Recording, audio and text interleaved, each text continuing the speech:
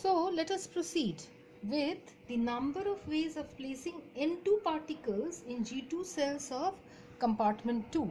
So what we try to do now is the number of ways of placing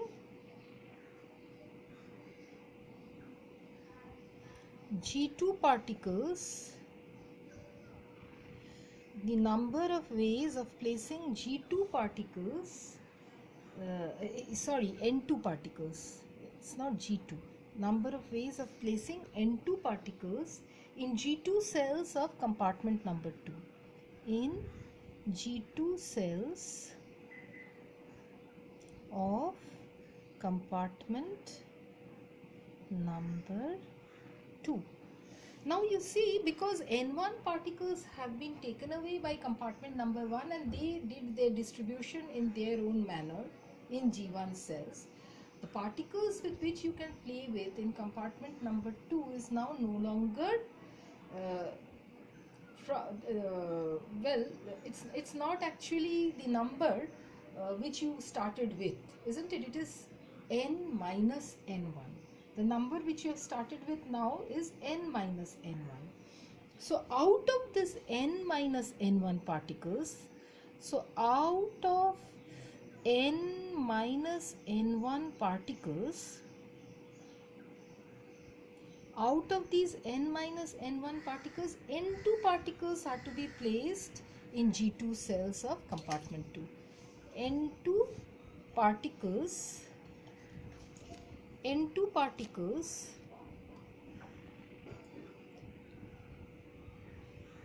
have to be placed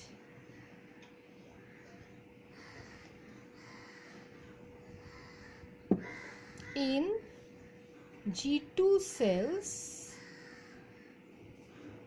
of compartment number 2, isn't it? Did you get the logic? Out of the n minus n1 particles, n2 particles have to be placed in G2 cells of compartment number 2. Okay, so you see,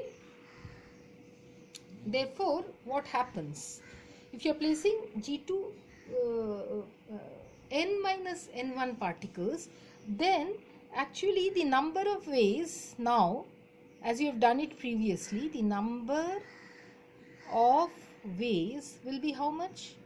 The number of ways will be now n minus n1, not factorial n, okay, divided by, well, factorial n2, isn't it? N minus n1 minus n2 factorial, and by the same logic as we did for G1, G2 to the power of n2. Okay, now if we extending the concept to k particles, extending the concept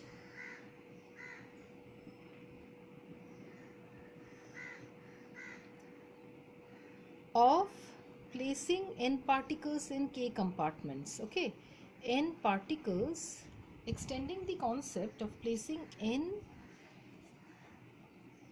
particles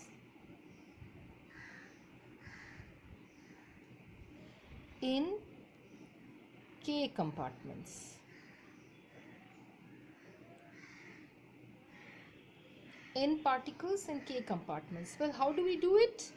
Well, if you proceed in the above manner, then you can show that, okay, but before we do this, now suppose we take, before doing this extension, let us now take compartment number 1 and 2 together.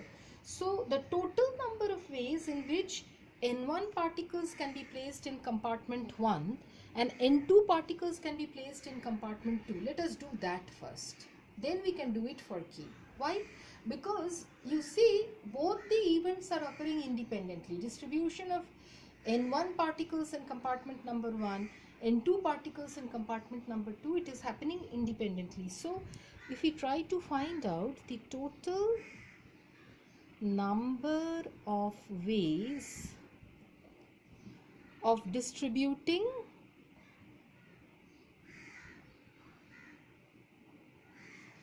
N1 particles in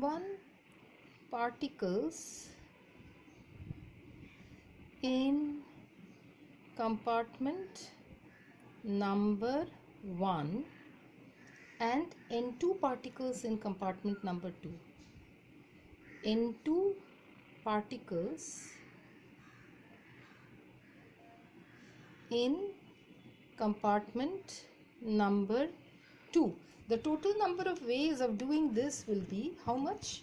Well, it will be the product of the two probabilities, thermodynamic probabilities that we had, the product of the two probabilities that we had calculated, isn't it? What was it that we obtained from the first one?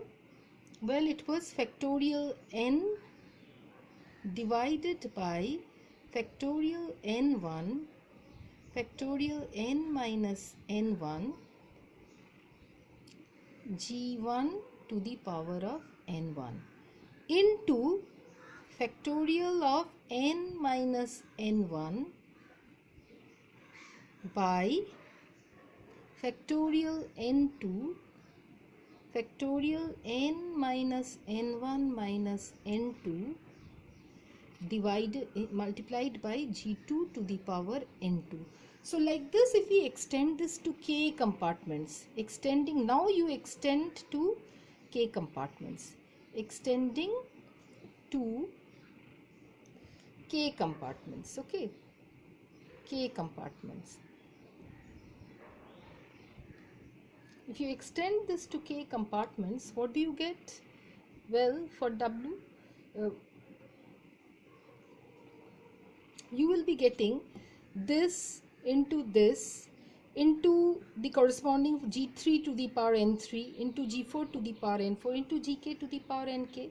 So, well, the total, so factorial n minus n1, factorial n minus n2, if we continue like that, if we proceed like this for the k compartments, then what do we get? We get something like this. You see, W will be equal to factorial, because you see this will cancel with this will cancel with this. So ultimately what will remain is your factorial n on top, and below you will be having factorial n1, factorial n2, factorial n3, like that it will go up to factorial nk, g1 to the power n1, g2 to the power n2, like that it will go up to gk to the power nk. And this you can put it in short as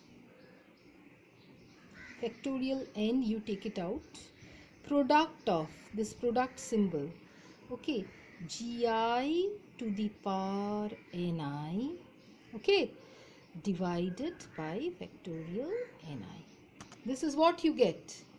Okay, now if you try to find out the probability of occurrence of this macrostate, what is, again let me ask you the question, what is the nomenclature of the macrostate? What is the nomenclature of the macrostate whose probability we are trying to find out? Well, the nomenclature of the macrostate, now if we try to calculate the probability of the macrostate, okay, if we try to calculate the probability of the macrostate, it is P. What is the macrostate? N1, N2, N3, Nk. This is your macrostate. Okay, this will be equal to, it will be equal to W divided by total number of microstates. Total number of microstates. Okay, so this will be equal to W by G to the power of N. Okay, that means this is the total number. What is capital G? It is G1 plus G2 plus G3 plus G4 whole to the power of n. So this probability will be equal to actually factorial n G to the power of n, then product of this product symbol Gi to the power of ni by factorial ni. So this is what we have. Okay, so in this discussion we have used the word cells of equal size. In a two-dimensional case, equal size means equal area, and in three-dimensional case this would mean equal volume. So this actually, in statistical physics, we deal with phase space and hypervolume of more than 3 dimensions. What is it? I will tell you subsequently. But till then, if you have any problems regarding the discussion we had up till now, please let me know.